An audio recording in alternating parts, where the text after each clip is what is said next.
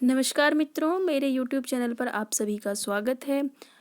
जो मैंने आपको कल उपन्यास कराए थे उससे आगे आज हम करेंगे। आज हम करने जा रहे हैं देवकीनंदन खत्री जी, किशोरीलाल गोस्वामी, अयोध्या सिंह उपाध्याय, लज्जाराम मेहता, जयशंकर प्रसाद, कौशिक जी और उदय शंकर भट्ट जी के। इन सभी के उपन्यास मैं आपको क्रम में आज बताने जा रही हूँ।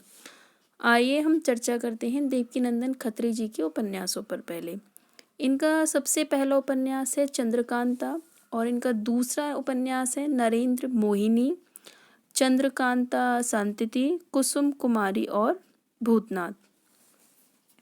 चंद्रकांता है इनका 1888 में, चंद्रकांता संतति है इनका 1896 में और नरेंद्र मोहिनी है इनका 1893 में, कुसुम कुमारी है इनका 1899 में और भूतनाथ ने इनका 1906 में।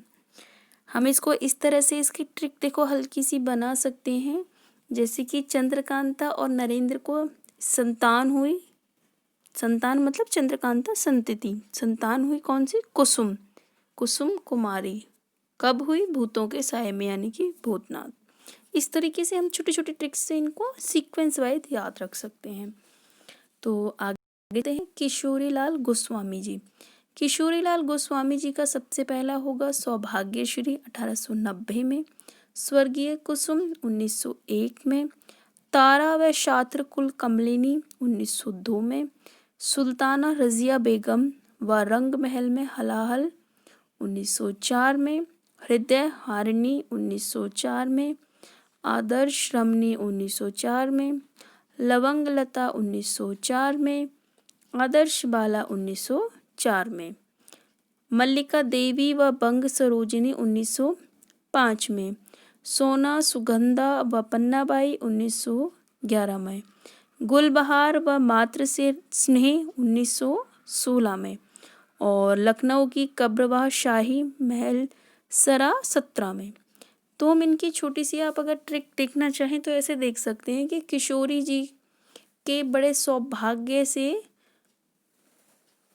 किशोरी जी की बड़े सौभाग्य से एक कुसुम बेटी हुई, कुसुम बेटी हुई जो तारे के रूप में चमकने लगी। फिर उन्हें एक सुल्ताना रजिया मिली, जो सुल्ताना रजिया को क्या किया, फिर उन्होंने अपना हृदय दे दिया, हृदय दे दिया यानी कि अपना दिल दे दिया, हृदय दे दिया। तो उन्होंने देखा कि ऐसी रमणी, ऐसी आदर्श रमणी कितनी लवंग है ये, कितनी लता जैसी, कितनी नई है ये बड़ी आदर्श बाला है। इस तरह से हम इसकी ट्रिक बना सकते हैं। फिर उन्होंने उसको अपनी मल्लिका बना लिया। जब उनको मल्लिका बना लिया तो वो उसको सोना उपहार में दिया, सोना उपहार में दिया तो वह फिर कुसुम से मातृ स्नेह करने लगी, गुलबहार व मातृ स्नेह। और फिर अंत में वो मर गई तो लखनऊ में उसकी कब्र बनवा दी गई। इस तरह से आप छोटी सी ट्रिक इसकी लगा सकते हो।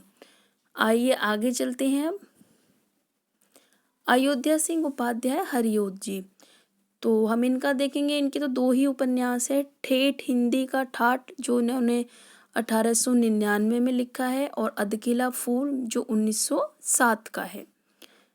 आइए और आगे चलते हैं। लज्जाराम मेहता जी, लज्जाराम मेहता जी ने लिखा है धूर्त रसिकलाल 1880 में, स्वतंत्र रमा और परतंत्र लक्ष्मी 1899 में, आदर्श दंपत्ति 1904 में, बिगडे का सुधार और आदर्श हिंदू 1914 में। आइए और आगे चलते हैं। अब देखते हैं जयशंकर प्रसाद। जयशंकर प्रसाद का है कंकाल 1929 में, तितली 1934 में, इरावती जो इन्होंने, इनका अपूर्ण है, वो इनका पूरा हुआ नहीं है। आइए और आगे चलते हैं। विशंबर शर्मा कौशिक जी, इनके 3 उपन्यास हैं, माँ, भिकारिनी और संघर्ष। इनके तो याद ही रहेंगे। माँ है बिल्कुल गरीब है वो, लाइक जैसे कि भिकारिनी टाइप की, तो अपना जीवन जीने के लिए बड़ा संघर्ष करती है। आप इसकी इस तरह से ट्रिक बना, वैसे इसकी ट्रिक की कोई ज़रूरत नहीं है, लेकिन अगर याद ना रहे तो माँ, भिकारिनी और संघर्ष। माँ और भिकारिनी दोनों 1929 की हैं और संघर्ष 1945 की हैं। ठीक है। और आप देख सकते हैं लज्जाराम मेहता की अगर आप ट्रिक बनाना चाहें तो ऐसे बना सकते हैं कि वो बिल्कुल धूर्त हैं, लज्जाराम मेहता यानी कि वो बिल्कुल धूर्त हैं और वे परतंत्र लक्ष्मी को स्वतंत्र करना चाहते हैं। फिर वो आदर्श दंपत्ति बन गए हैं रमा को स्वतंत्र करते हुए।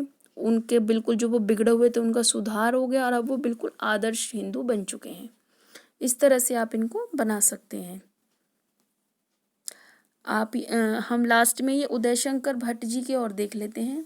इनके उपन्यास हैं नए मोड़ 1954 में, सागर लहरें और मनुष्य 1956 में, लोक परलोक 1958 में, शेष अशेष 1960 में और 2 अध्याय 1963 में। अब हम यहाँ पर ही स्टॉप कर देते हैं, यहाँ पर ही रुक जाते हैं।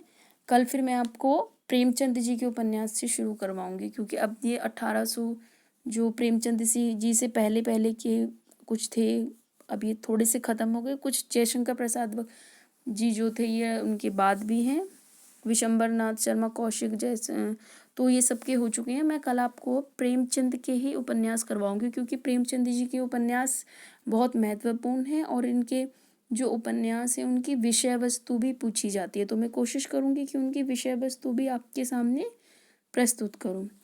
तो मेरा साथ देने के लिए आपका बहुत बहुत धन्यवाद। अगर आपको वीडियो पसंद आए तो प्लीज़ लाइक ज़रूर करें। धन्यवाद आपका।